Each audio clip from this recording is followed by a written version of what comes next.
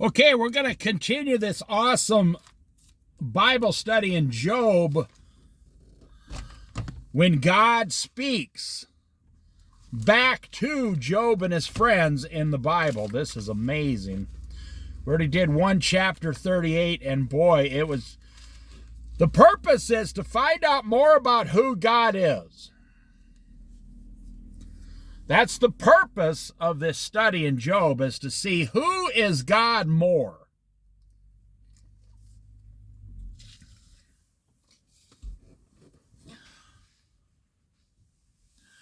Because the closer you get to God, the better your life's going to get every day.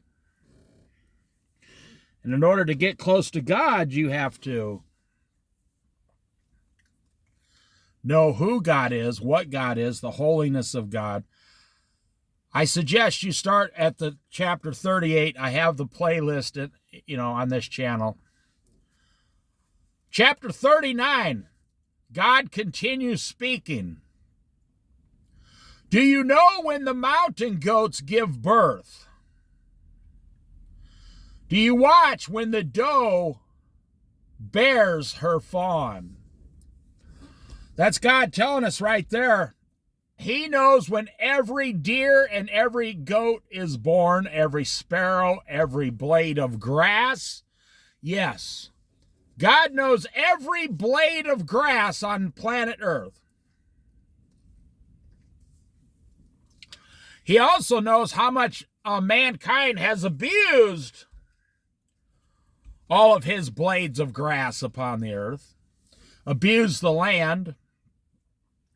You can just tell right away that God is in complete control of everything, has created everything good, and God himself is in charge of everything, and no one can overcome God.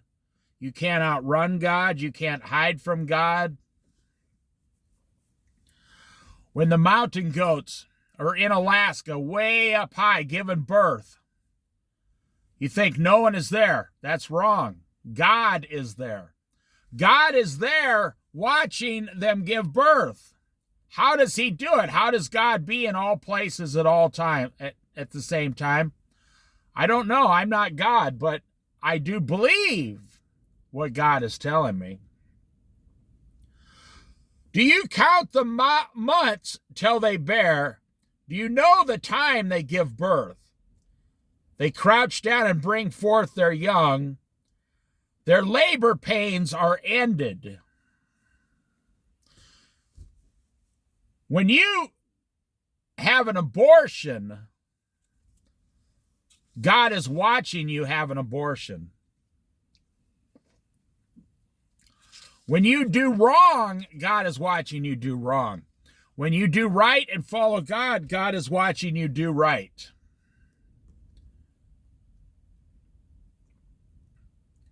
When a mother gives birth, God is watching. I'm telling you,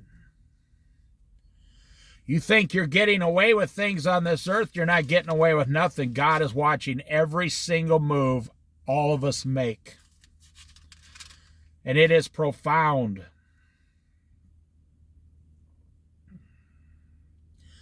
Their young thrive and grow strong in the wilds. They leave and do not return. How is that even possible? That a little fawn in the middle of nowhere in the wilds would grow up to be a big buck deer with antlers. And how does a little fawn know to trust its mother? And how does a big buck with antlers know to protect the females and the little fawns? How do they know all this stuff? All things, we went through this in the first chapter of John, the book of John. All things are created through him, Jesus Christ, the Word. The Word was God. Without him, nothing was created that has been made. Nothing was made that has been made. You are worried about worldly problems. And God is running an entire universe with his little pinky. How much energy do you think God uses to run all of this? Less than 1%. That's the only way you can put it. I would say almost zero, but he probably puts forth some energy that we don't understand. Less than 1%.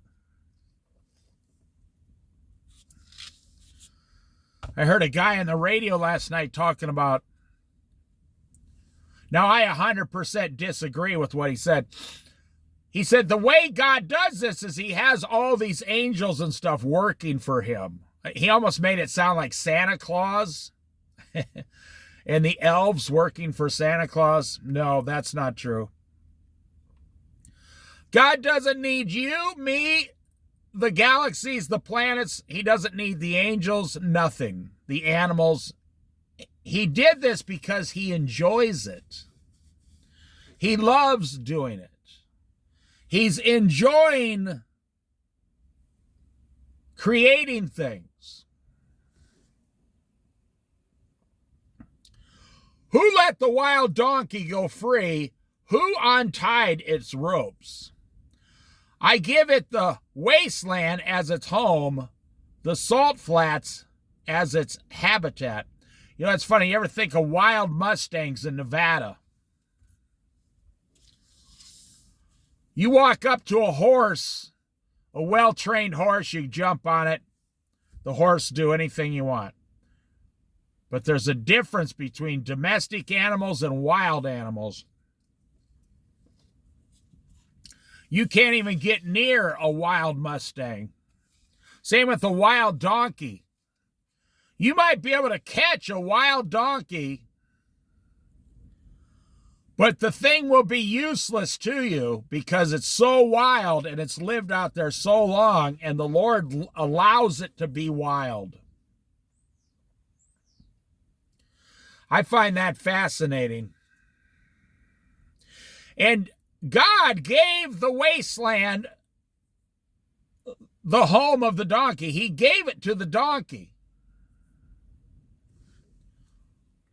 The salt flats as its habitat. You can see the wild donkey out there licking the salt off the ground. Why did God do it? Why did God get so much joy out of that? We're going to find out when we get to heaven.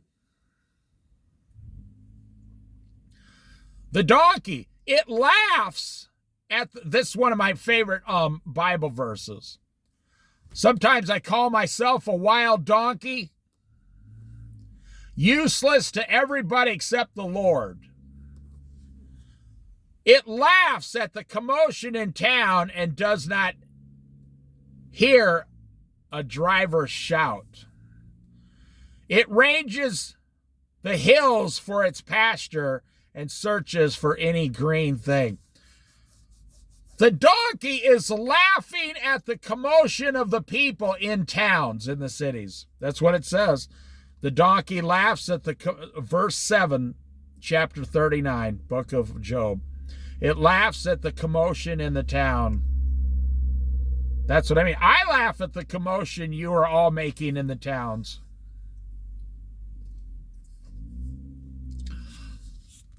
Think about the donkey out there.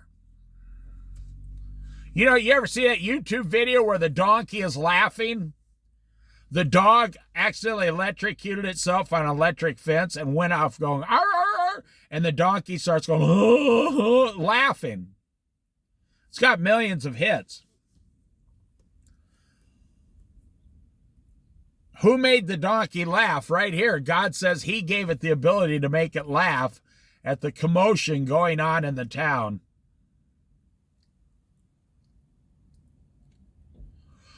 Will the wild ox consent to serve you?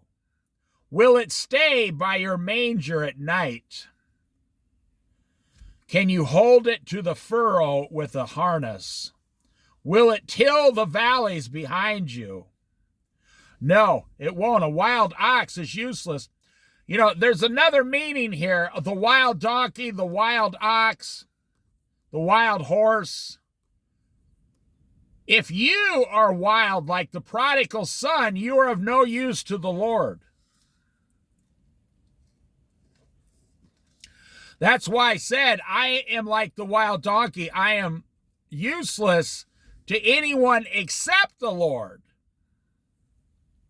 But because I'm not a prodigal son, but the prodigal son becomes like a wild donkey, useless to everyone.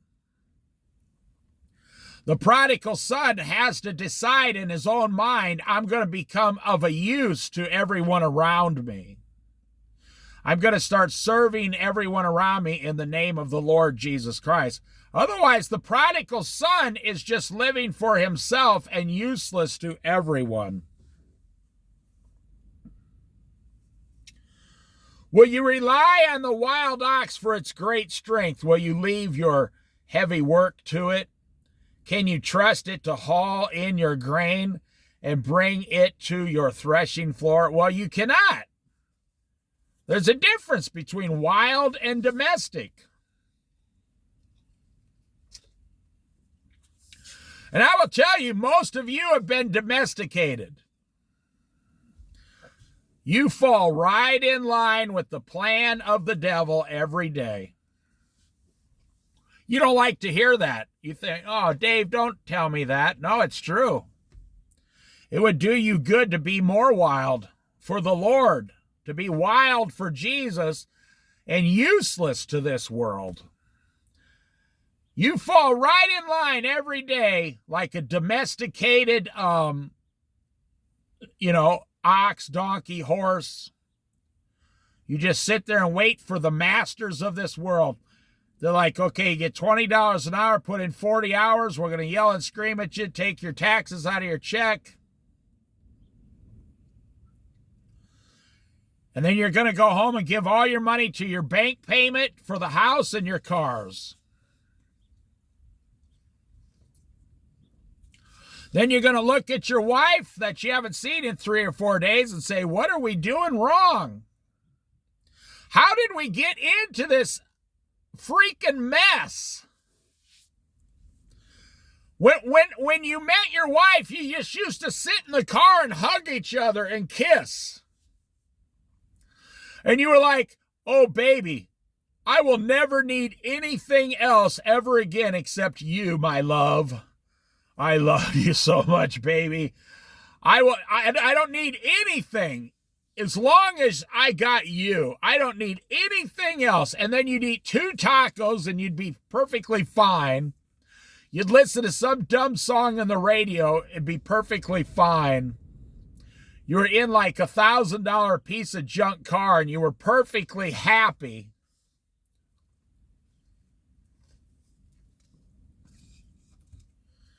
And now you're wondering, how the heck did you get into this mess? Why are you working 60 hours a week and you don't even have enough to survive? How did that happen? Well, God's telling us right here. You went into town and you sold yourself as a domesticated animal, and the wild donkey laughs at you in the town making all your commotions, going back and forth, doing all your domesticated things. You're only going to get out of your problems by following Jesus and asking him, what should I do, Lord? And he will slowly get you out of your problems and show you a life that you used to live when you first met your wife. You used to live that way.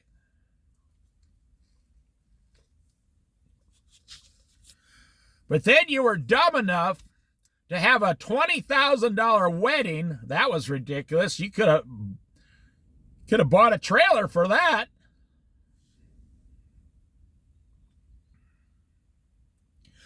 The wings of an ostrich flap joyfully. You know, did you ever see, everybody's seen an ostrich on TV, and you see its wings flapping? But I've never said, hey, there's a very joyful ostrich. Now, if you listen to the science channels, which I don't, They say the ostrich is flapping its wings to scare off predators. What does God say? What does God say? He created the ostrich. What does he say about it? Go to the source, the one who created all these things. The wings of the ostrich flap joyfully. So when an ostrich is flapping its wings, it's joyful. It's full of joy. God is saying the ostrich has joy, feels joy, experiences joy. But you're not experiencing much joy in life. You, a human, made in the image of God, you are the smartest, wisest, most cunning, talented animal on the planet. And a dumb ostrich feels more joy than the average human being. Wow. And God is saying that should not be. It should not be like that. That's because the ostrich does not know the difference between good and evil and does not choose evil. The wings of the ostrich flap joyfully, though they cannot compare with the wings and feathers of the stork. Wow, that's amazing how God just spoke that. He said the wings of the ostrich are very joyful, but compared to the stork, they cannot compare at all. The stork is way more beautiful. That's amazing to me. She lays her eggs on the ground and lets them warm in the sand, unmindful that a foot may crush them. That's total faith. Animals have total faith. They just do whatever God created them to do. That some wild animal may trample them or eat them, actually. She treats her young harshly as if they were not hers.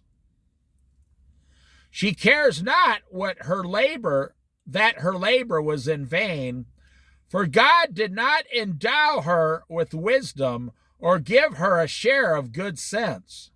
Yet, when she spreads her feathers to run, she laughs at the horse and rider. Wow. That's like the greatest poem. God is a poet. The greatest poetry you can come up with. He says all these bad things about the stork, and then says, but when she takes off,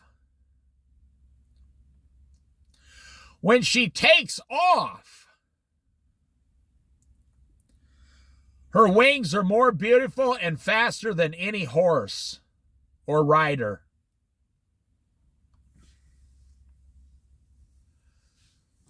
It's amazing. Do you give the horse its strength or clothe its neck with the flowing mane? You know, I grew up with horses on the farm. I went horseback riding like every week at least for years.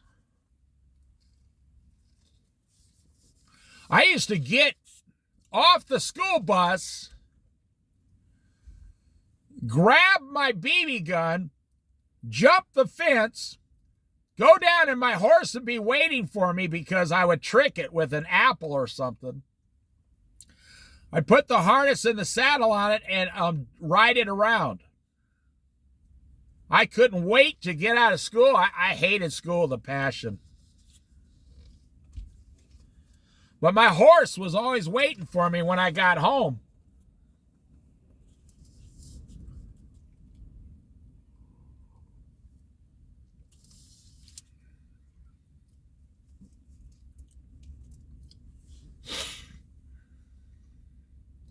Do you give the horse its strength or clothe its neck with a flowing mane? We had two horses. One was like a plod horse, P-L-O-D, like just plod along, cluck. It wasn't fast enough. It was like cluck, cluck, cluck, cluck.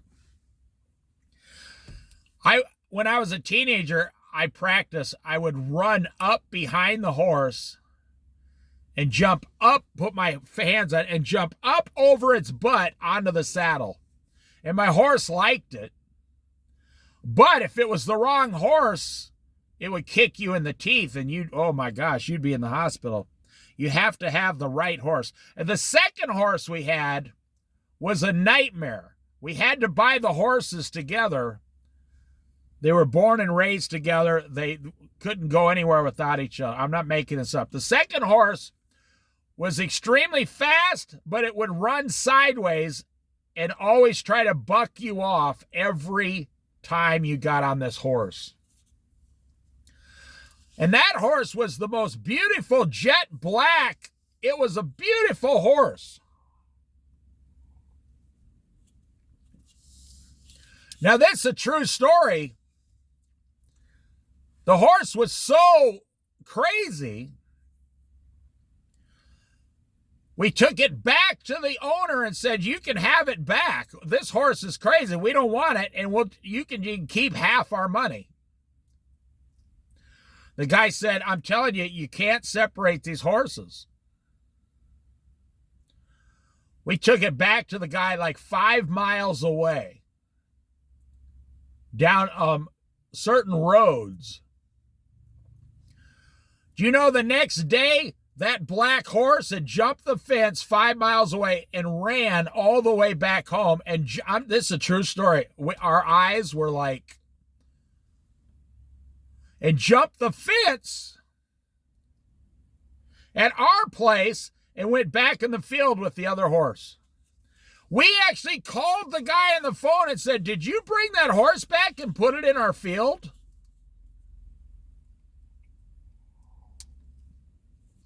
Then he told us the truth.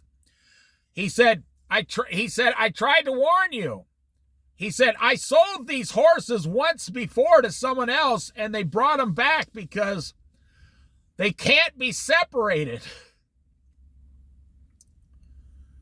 So the guy gave us half our money back for the one horse. Now, back then, you could buy both those horses for $300. See, the one horse was useful. The other horse was useless, but it was the most beautiful horse. Something happened to that other horse when it was younger. It was skittish and just a total, you would need a professional horse trainer to spend about a year with that horse to get it over its fear of stuff. Like a leaf would blow on the ground and the horse would jump off a cliff if it was there. You literally could not ride the horse.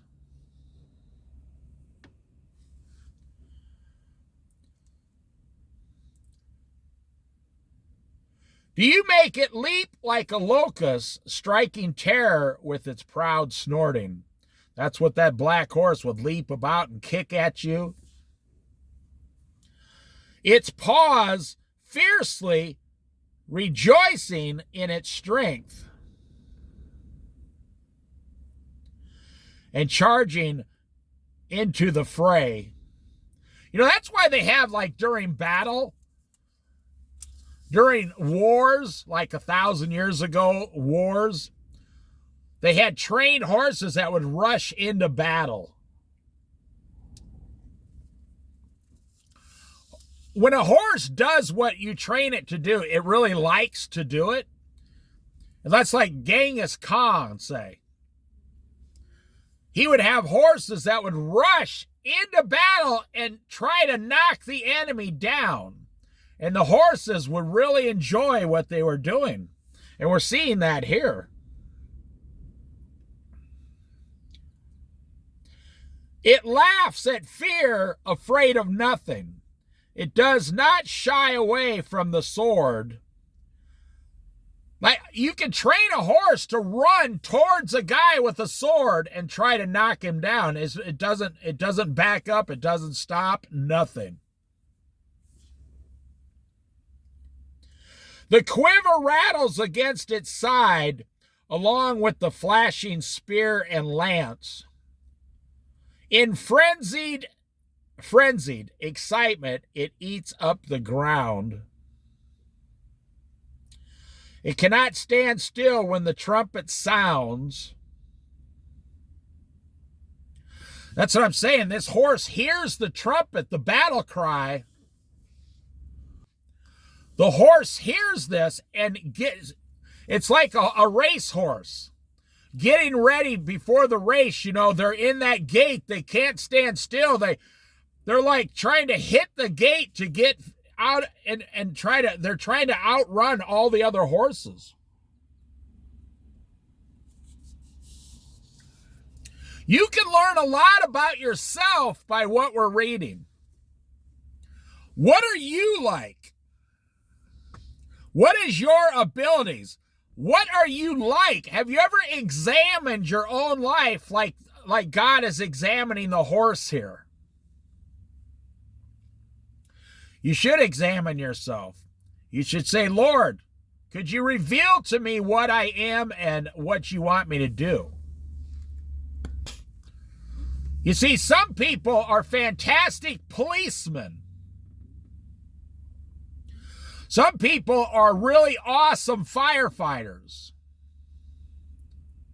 Some people have been trained to be great fishermen, like in these boats. Some people are good at Bible study and living life and simplicity. Some people are simplicity experts, like my grandma was.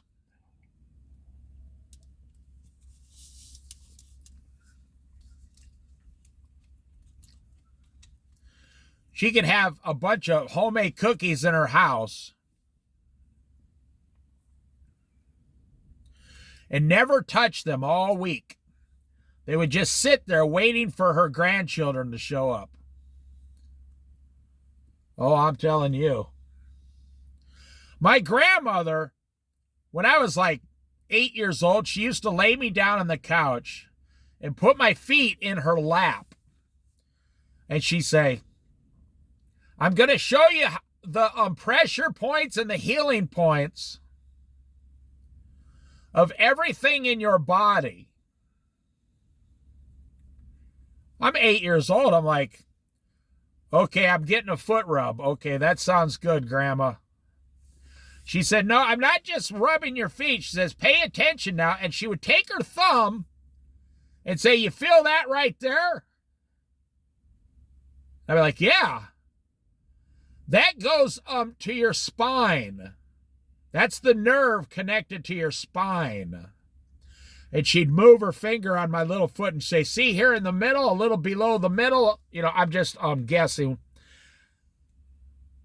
I'm like, yeah. She says, that is the nerve that goes into your stomach.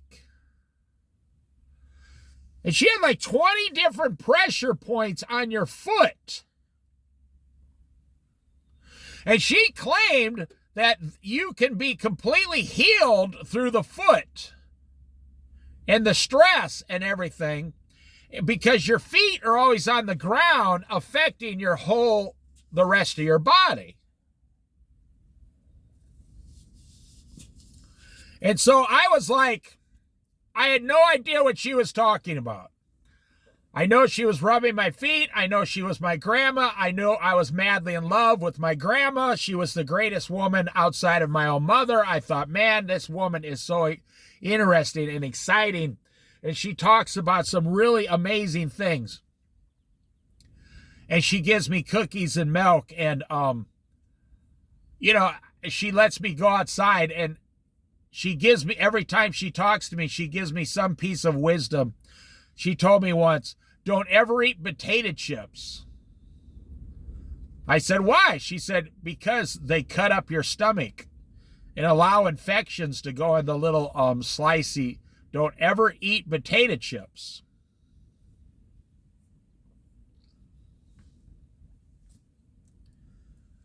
And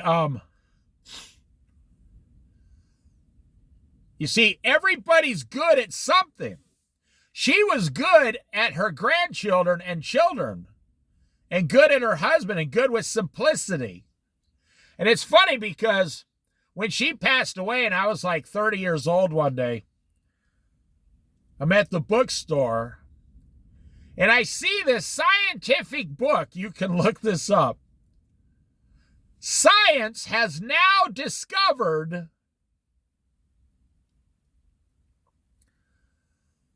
all the pressure points in your feet and how they affect everything else in your body. And I was 30 years old. So this is 32 years ago.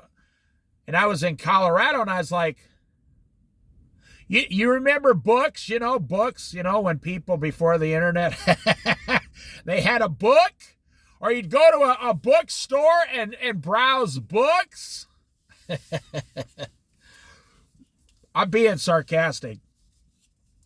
I see this book with a picture of the feet and all the pressure points.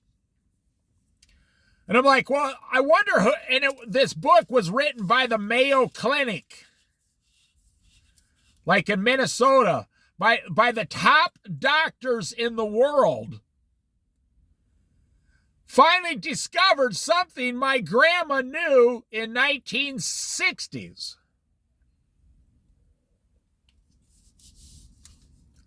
Wow. Have you ever had a professional foot rub? Like, if someone's rubbing your feet, the whole rest of your body starts tingling. How can you explain that? How do you explain, if someone's rubbing your feet properly, that the top of your head will start tingling? My grandma said that's your body being healed. Now, I didn't think about it one way or another until I saw the book written by the top doctors in the world and how they discovered you can heal the whole body through rubbing the feet. I'm like, what? My grandma was way ahead of you guys. She was born in 1890. All right, let us go on. What are you good at? That's the question. What are you good at? Do you make it leap like a locust, striking terror with a proud snorting? We're still talking about the horse. Its paws fiercely rejoicing in its strength, and charges into the fray. It laughs at fear, afraid of nothing. It does not shy away from the sword. The quiver rattles against its side, along with the flashing spear and lance. In frenzied excitement, it eats up the ground. It cannot stand still when the trumpet sounds. Now we just have like 6 verses left here in this study, this chapter. At the blast, it goes on with the horse, the next page. At the blast of the trumpet, it snorts. Capital A-H-A. Aha! It catches the scent of battle from afar, the shout of commanders, and the battle cry. God is asking Job and his friends, do you know any of these things? Have you created these things? Do you know that this is what the horse is doing when it walks by? You know, God created all these things. I made it this way. That is true. If you have a horse and you're completely out of water, let the horse walk where it wants to, and it will find water. This is true. A horse can smell water up to 5 miles away. I don't know how. A horse can smell water for its own survival. Now, God made it that way.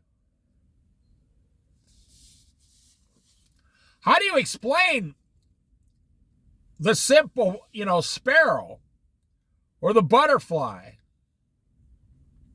And then the sparrow, there's all these flies and all these gnats that God created so the sparrow can have enough to eat.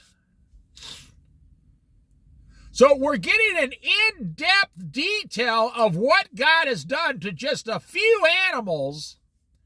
Now imagine all the millions of different animals and insects and bugs and fish and whales and everything, the tens of millions all over the world, and God knows every single one. That is fascinating. Now, that's when you get to know what kind of a God it is that you are serving. And that's when you say, you know, they said to Jesus, don't you know that we can kill you? And now you know why Jesus replied the way he did. He said, you can do nothing to me unless my Father above gives you permission. Wow. I can't say, wow, wow, wow, that's amazing. Just like here. The donkey can do nothing without God's creation and permission.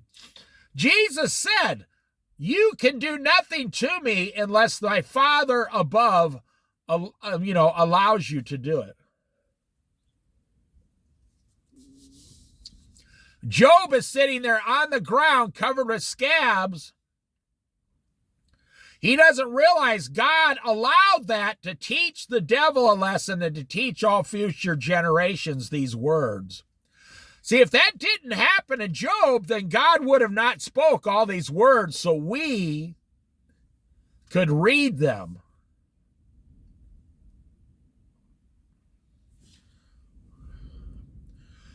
Does the hawk take flight by your wisdom? He's asking Job and his friends, but he's asking you also. Does the hawk or the eagle take flight because you gave it the wisdom to do so? Now, I live out here in the Oregon coast. We have a lot of eagles and a few hawks and a lot of osprey, O-S-P-R-E-Y.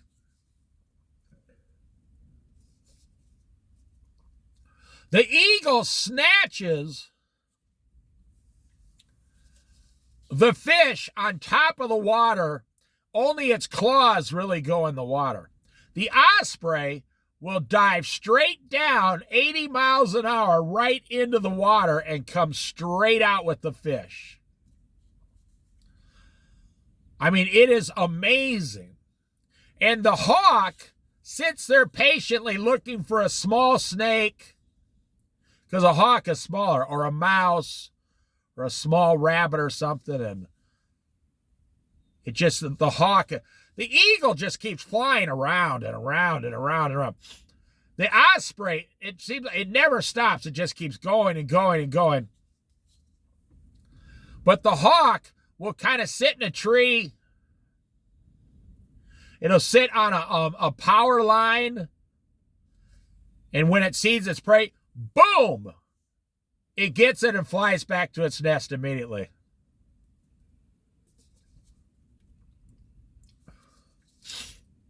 Same thing with the owl, O-W-L. The owl will just sit there. And they have discovered now the owl cannot see very well, believe it or not.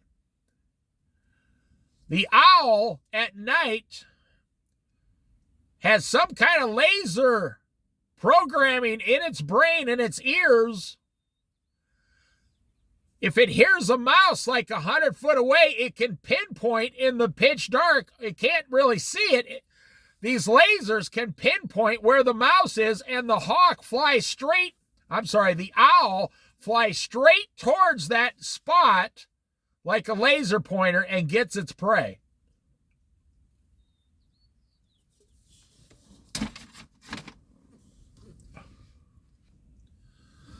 And now you are seeing, you see, that's probably why you like your dog so much. Those of you who have a dog. Dog has no worries. The only worry your dog has is that you might not take it outside. That's the only worry. Your dog doesn't understand why you go to work so much and leave the dog alone. The dog's like, why? You know, there's a really popular video on YouTube. It's a shorts video. There's this little girl and her aunt is in the bathtub getting ready for work. Now, it doesn't show the lady in the bathtub. It just shows the little girl. Now, this is how God designed us. Listen, this is a profound lesson. The little girl says to the ant, "Where are you going?" And you can hear the ant say, "I'm getting ready for work. I have to go to work." And in 100% sincerity, the little girl looks at her and says, and cocks her head like a question mark and says, "Again? You just went to work yesterday. You have to go again?" And the ant says, "Yeah, I'm afraid so. I have to go every day." But listen how far we've fallen. The little girl, it's not natural that a person would work 6 days a week just for housing and food. It's not natural to a child. Does the hawk take flight by your wisdom and spread its wings toward the south?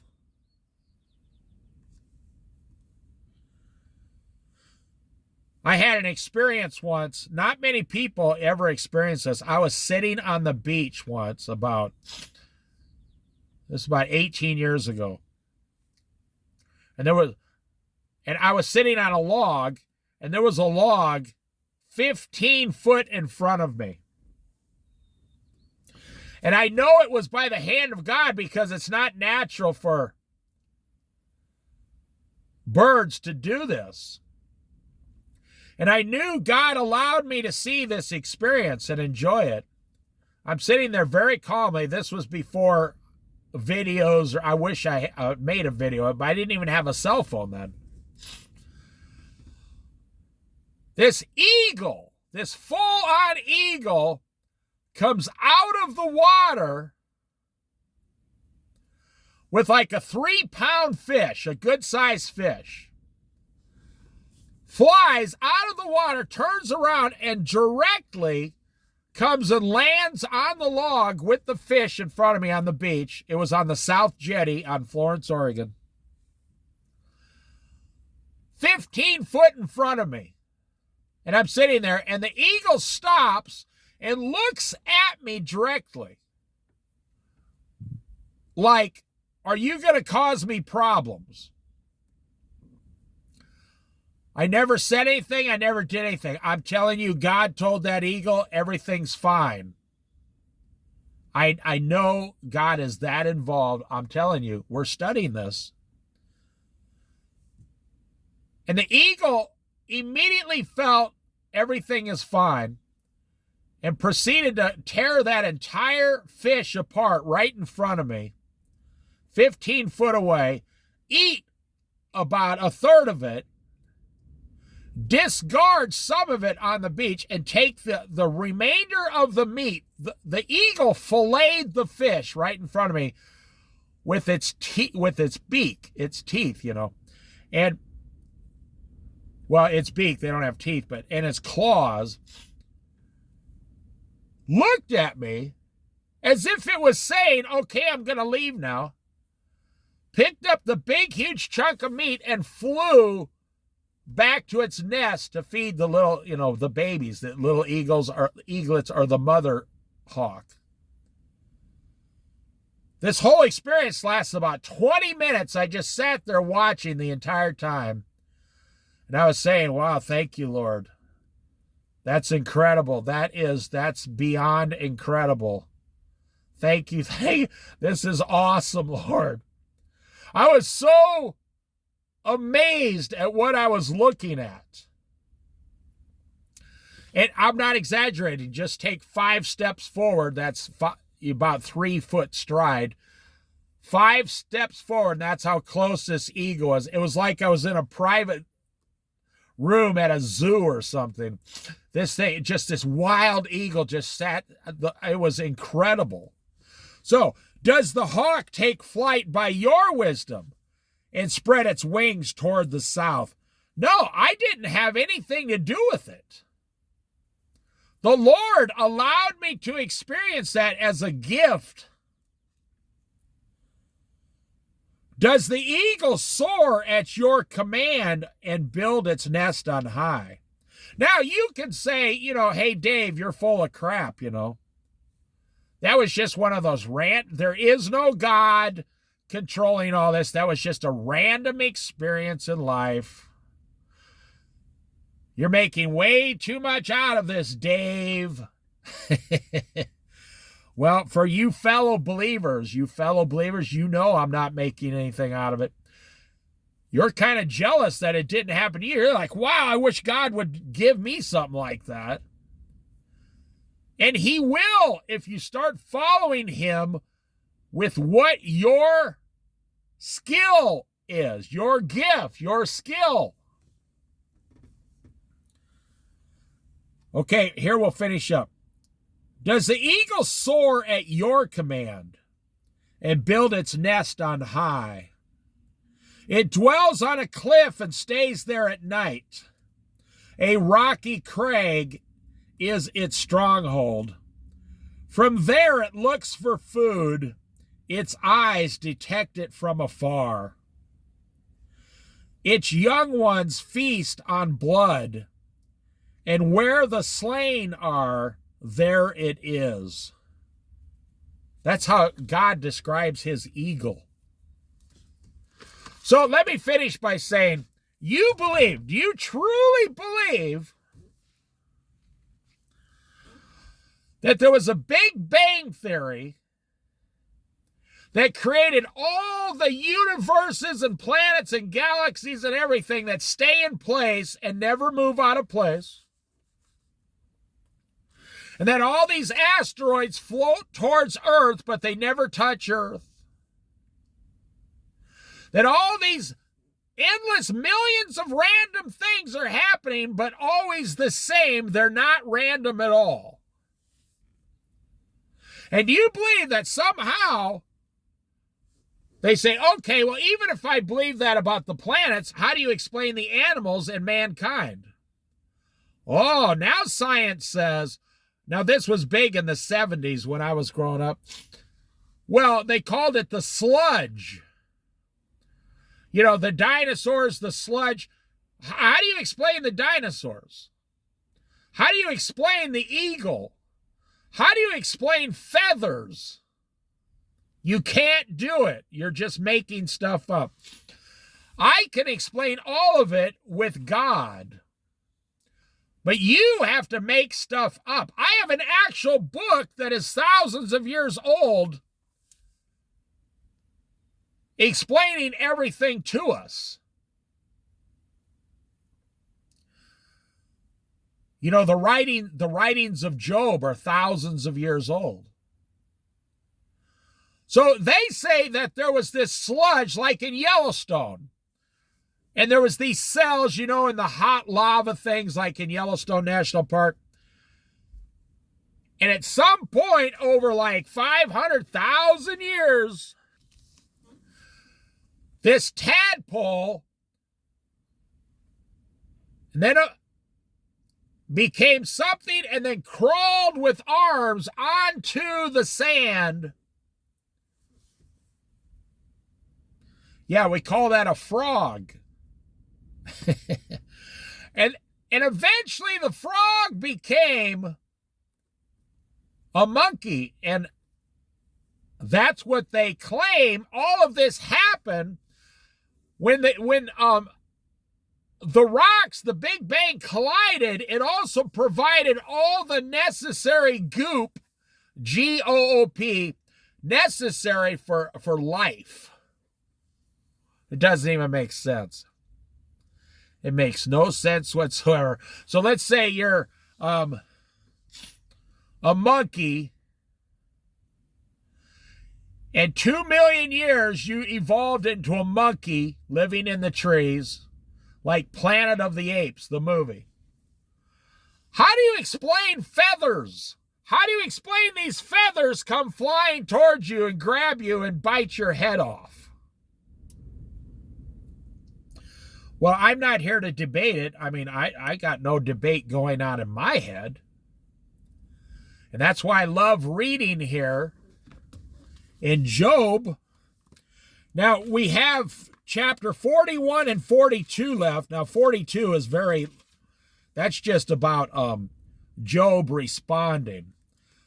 So we have 40 and 41 and then a small 42, and then we'll go back to the book of John towards the end of the week or something. You know, you're worried about, do I want chicken today or pizza? Do I want hamburgers or chicken? We listen to all these studies. It's good to fast and only eat 8 hours a day, and then a week later, it's really harmful to fast and only eat 8 hours a day. You had to drink a gallon of water a day or you're going to die. Then next week, people who drink a gallon of water every day are killing themselves. You see, it goes back. One day the Democrats are fantastic. Next week the Republicans are fantastic. One day it's Chevy. You got to buy a Chevy. If you don't own a Chevy, you're a loser. The next day or the next week or the next month, it's all about Ford. If you don't own a Ford, you don't know what you're talking about. You just aren't going to make it in this world unless you own a Ford. Now, I'm 62 years old almost, and I have been listening to this crap from the world for 62 years. And I was blessed enough to have a father, a dad, my dad on the earth, who was a truck driving man's man. And his motto in life was get to work, keep your mouth shut, and don't listen. Now, I'm going to use his exact words. Get to work, keep your mouth closed and shut, and don't listen to any of the crap these people are telling you. I said, okay. Now, that didn't mean he never talked to me. We talked every day. We worked together every day. We split 150 pickup loads of wood together in the freezing Iowa winter. We did it all. We built a 4-bedroom house together, me and my dad, in a 3-car garage. We planted 100 trees together. I'm telling you. So when he says keep your mouth shut, he didn't mean you can't talk. He said don't say stupid stuff that's meaningless. And don't ask stupid questions.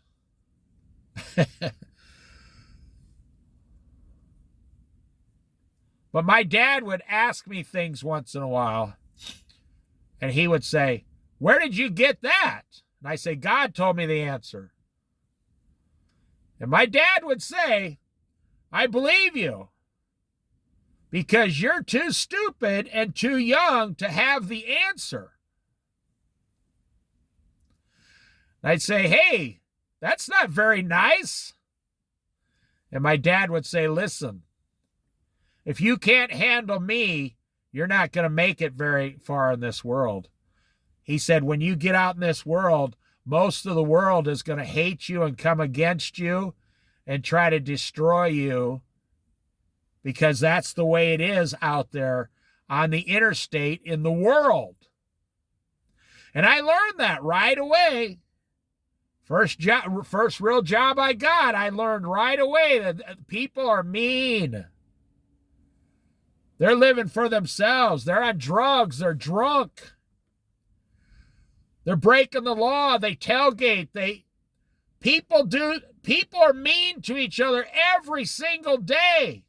They go to church and praise Jesus on Easter. Praise Jesus. Oh, hallelujah, hallelujah. They get out, get in their car, and get on the interstate and start flipping each other off. They go to the Denny's for breakfast. They're like, I can't believe those people from our church cut in line in front of us.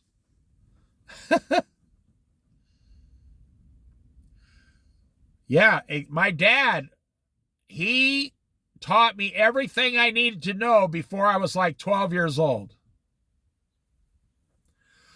I'll end this here. The teachers, when I went to school, the teachers would hit you randomly. That's fine. It just made us tougher. And they would try to teach us about Abraham Lincoln, George Washington, and all these things. Then they try to teach you calculus, algebra, advanced calculus, advanced something. I don't even know what it was. They're trying to teach you all this useless stuff. All the scientific tables of all the elements, and you had to memorize them. I got a big fat F on that test. I wasn't good at memorizing that stuff. My dad told me, next time your teacher says something, tell her she's full of crap. And my mom said, don't you dare tell her that. I said, well, why is she full of crap? Because she's teaching you stuff that in the future you're never going to use. One day, reality, you're going to have to go out and get a job. And none of the stuff at your job requires the stuff they're teaching you in school today. My dad said, tell your teacher in the future. Now, you tell me if this did not turn out to be true. Tell your teacher in the future, 50% of society will have jobs like truck driving and moving merchandise and delivering merchandise. And the other 50% will be stocking the shelves in the store and running the cash register. He said, when you get older, you're going to be a cashier. My dad knew all of this in 1975. How is that even possible? How is it possible that he knew the entire future in 1975? Everything he said came true. And now we have self-checkouts, and now you might have a job delivering the stuff, and now you have to go into the store and check yourself out just to buy the stuff.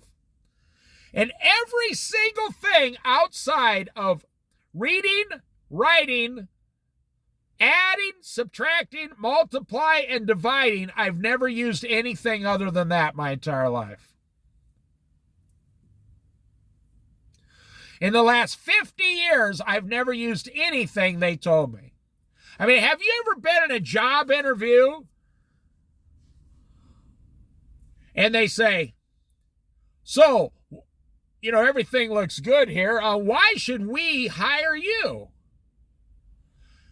And you started telling them about George Washington and Abraham Lincoln.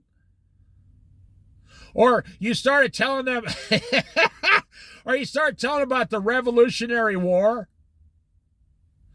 You're like, okay, I know exactly why you should hire me.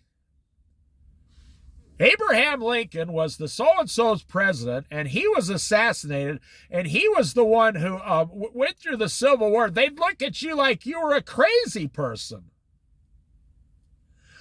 They'd say, no, we want to know if you know how to run a cash register, and you know how to stand there 8 hours a day without getting into a fight with the customers. That's all they're looking for. I got a job once. I went in and I said, I need a job and I can start tomorrow.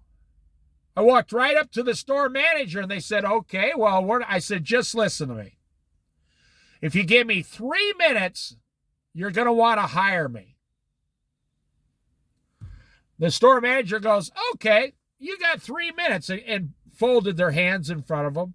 It was a woman. I said, you can train me to do anything because you can train anyone. She says, yeah. I never call in sick. I'm 15 minutes late or early for every shift. I never complain, and I give great customer service. You can't train any of those things, but you can train me how to do all the work. That woman looked at me and says, you never call in sick.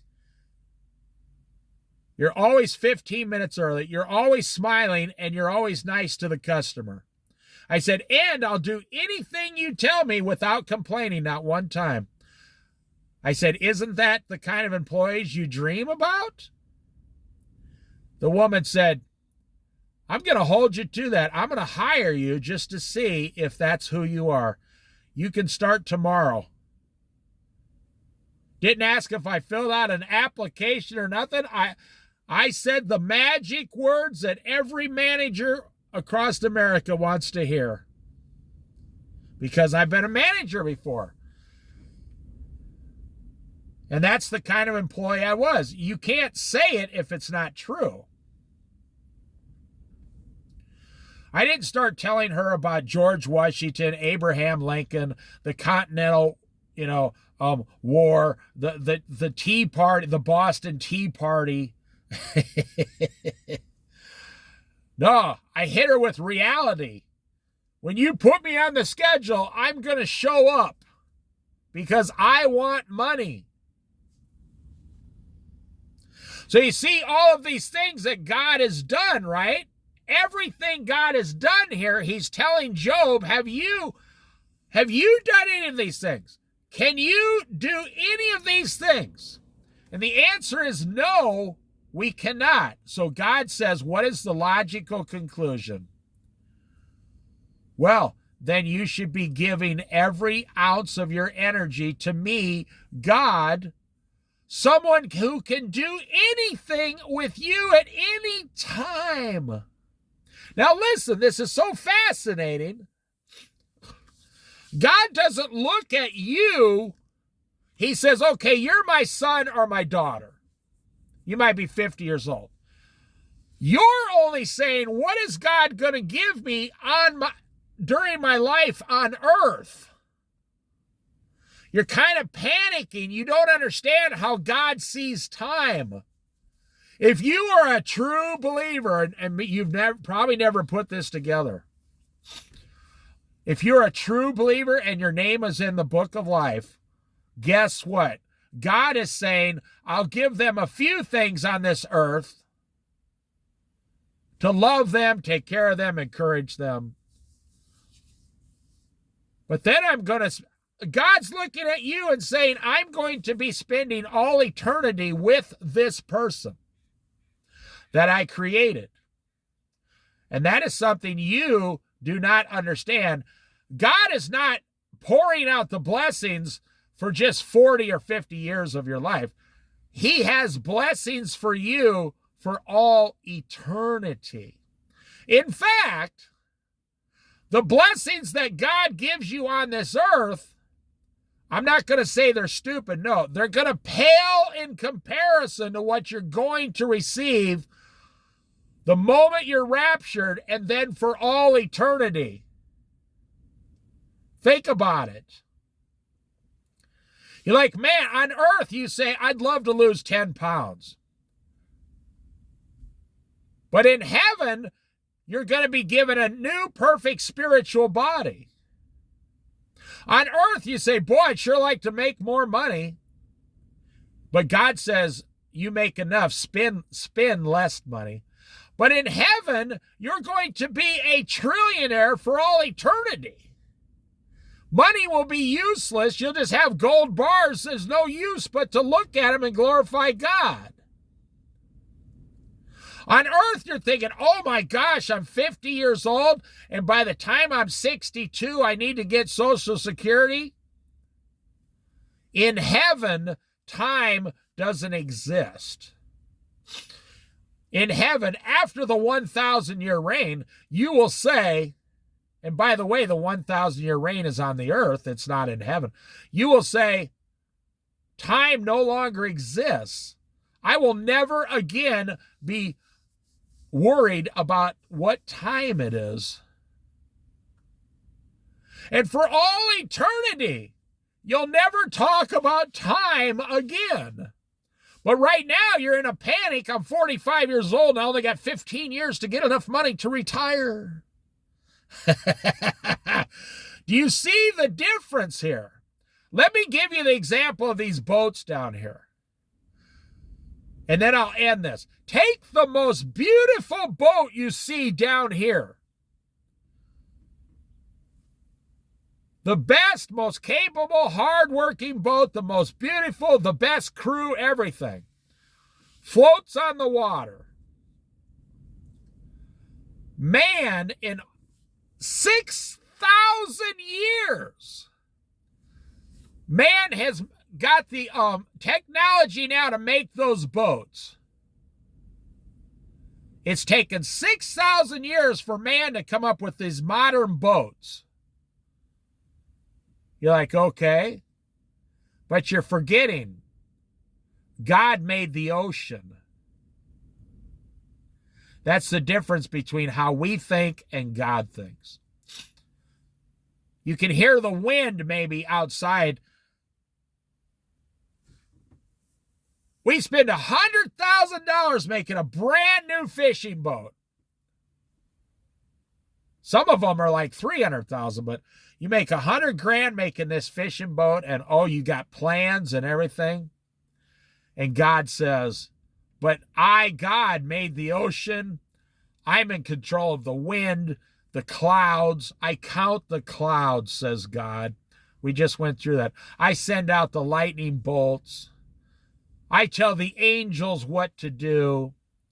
I'm in charge of the hours, the days, and the nights, and the stars, and the sun, and the moon. Yes, you, in all your pride and all your whatever, you made a boat. Fantastic.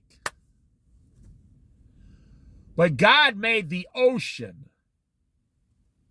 And without the ocean, your boat would be useless. God made the fish that you're going to catch and take down to the market. God made the crab that you're going to sell here on the Oregon coast so you can keep your boat going.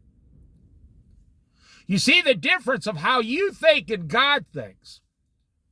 You're like, oh man, I got problems at my job, Lord. God has the right to say to you, hey, just wait a few years and you'll be working for me for the rest of all eternity. Hey, what'd you do on earth? I was a tire salesman. But now in heaven, I'm an angel. I mean, it doesn't even compare. And no comparison whatsoever. That's what I'm saying. You need to start thinking like God thinks. You don't have to have the ability of God. You want to rely upon God. You're like, man, I need to go out and buy a new car so I can go to my job. And God says, don't do it. Get a job closer to your house and move into an apartment so you don't have to have a new car payment. But you insist, well, I'm going to get a new car payment anyway. Okay. But you forget, you're driving in your new car and you know how you are full of pride and you look good. And the car is brand new and it's got the ultimate perfect compression. And you can go 60 miles an hour in 5 seconds. And you're like, yeah, I got a new car. And you get out at your job. And all the employees like, wow, you bought a new car. And you feel, oh yeah, because I'm special. I have good credit. So check this out. You say to God, check out my new car, Lord. And the Lord says, I told you not to buy that car, but you're worried about the car. I, the Lord, made the earth. God, the Lord could tease you and say, okay, so how many places have you gone to in your new car? Have you been to all these? Have you gone to Africa or all these places I made? You're like, no. Well, what do you need? What do you use the new car for? To go to work and to go to the grocery store after work. Well, last year I took a 2 weeks vacation in it, but that cost us an arm and a leg. You see, the Lord made the whole earth for you. and you are within a 20-mile radius of your house in a new car, a grocery store, a Walmart, just back and forth, back and forth. Hey, I put 100,000 miles on this car in 5 years. Well, that's not too bad. So the guy's going to buy it from you says, where did you drive it to? I mean, I'm sarcastic, but I want you to think about this. You drove 100,000 miles. Think about how profound that is. Your car performed perfectly well for 100,000 miles. You know, the Earth's only 25,000 miles around. You could have drove around the Earth 4 times in a circle. 4 times in a circle. So I want you to think, where did the average person drive their 100,000 miles to in 5 or 6 years? Well, I went to work. Like 12 miles from my job. I went to work, and then the grocery store, and then the Walmart, and then back home. You mean you just drove 100,000 miles and you never left the town that you're driving in? I want you to think about that. Think about the agony of that.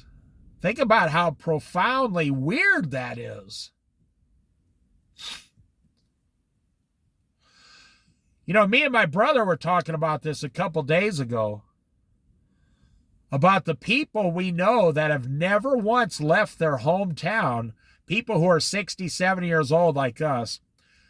You get this a lot in the Midwest where we were raised. People who have never, but every state has people who have never left their hometown. The place they were born and raised in, they never left that city ever. Not even to go to the next state 3 hours away. They've never done it. I met people that lived in Colorado. They told me, not just 1 or 2, I mean, I'd say 20% of the population. They claim they've never been to the mountains. I met a lady who was 75 years old. I said, I bet you've gone to the mountains a lot in your lifetime. She says, no, I've never once gone into the mountains. I said, what? They're only like 12 miles that way. She said, I know, just the way my life went. My first husband died. My second husband died. I've never been into the mountains. They're only 12 miles. I said, well, why don't you get on a bus and go right now? She says, well, you know, maybe I will someday. I've always wanted to see them. You have got to be kidding me. I almost kidnapped her, threw her in the trunk, and took her there myself. See, you are relying upon everything you think your earthly life is going to be. And then most people are relying on their own ability to accomplish that. And when you read the book of Job and find out all these amazing things about God,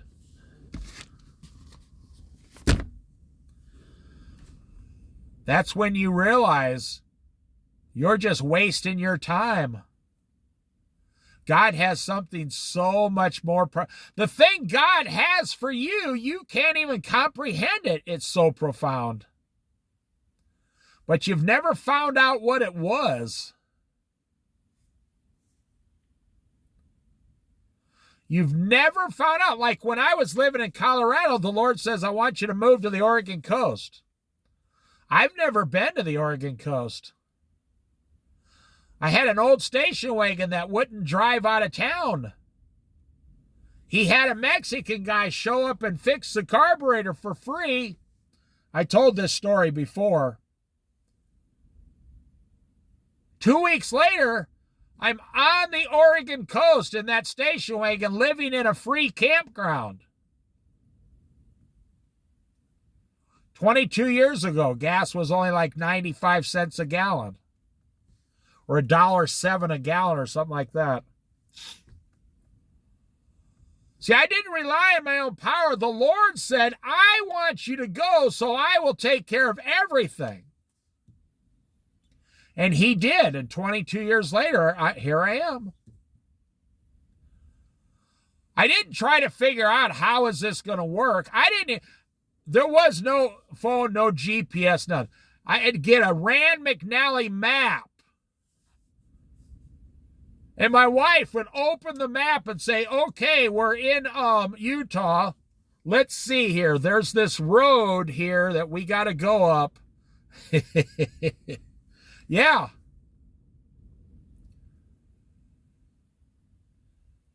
It took us 2.5 days to drive that far. That's pretty quick, actually.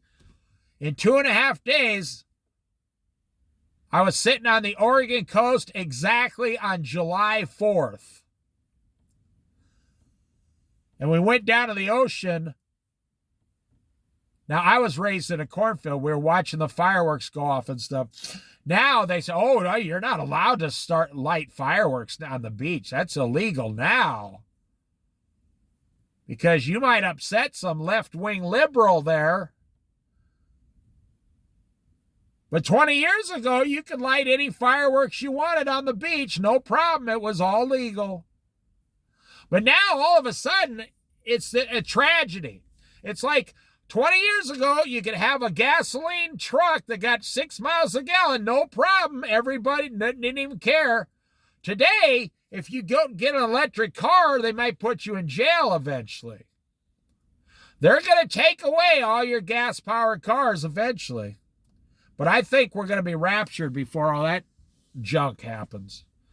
So I'll end this Bible study. I'm telling you, what are you relying on? The rest of your future depends on it. You say, well, I have problems relying on Jesus. Well, let me tell you, when you get to heaven, you're going to rely on Jesus. You say, yeah. Well, how are you going to get from earth to heaven? By relying on Jesus. You can't rapture yourself. If you happen to pass away before the rapture, you cannot take your soul into heaven. Only Jesus can do that. So you have to rely on Jesus for the biggest things in all eternity. You might as well start relying on him for all the small things on earth. I can't wait to go to the next chapter. This is a fascinating Bible study.